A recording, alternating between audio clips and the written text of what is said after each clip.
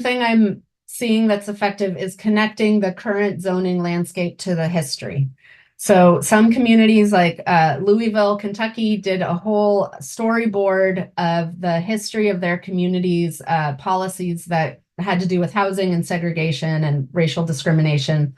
They have a whole thing online outlining every policy that the local government took to create segregation, from school segregation to zoning to restrictive covenants. They then, marketed that all over the community, and then used that educational opportunity that fed directly into their rezoning effort around the city. And I know Atlanta was contemplating doing something similar. I'm not sure what happened with that, but oftentimes, all of these conversations, changing zoning, creating more affordable housing or more multifamily housing, especially in suburban areas, always meet opposition. Those not in my backyard folks, they are very vocal, they're very effective.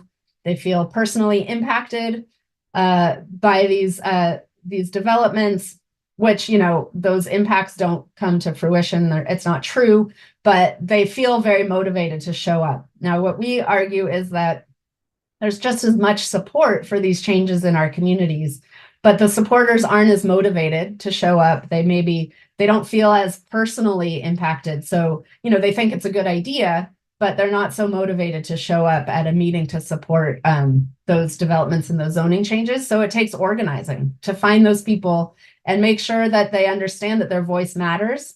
I think oftentimes, local government, local elected officials want to pass these changes and do the right thing. But if they're only hearing from opposers at city council meetings and planning commission meetings, they have a hard time supporting them. They need to hear from some supporters as well.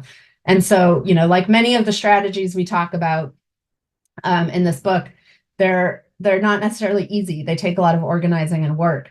But turning out people to support, connecting it to the history, single family only zoning came to prominence, especially in Atlanta, when racialized zoning was found to be unconstitutional. So single family only zoning took the place of racialized zoning to maintain the same racial boundaries that cities created when they zoned certain areas for whites and other areas for blacks. So understanding that history then helps people understand, oh, well, changing zoning is correcting for this history that we don't agree with and that we find, offensive. It's not sort of a birthright we have to live in a community where only large homes exist and only expensive homes exist. It was actually created on purpose to keep other people out. And when you understand that history, it's easier to support those efforts.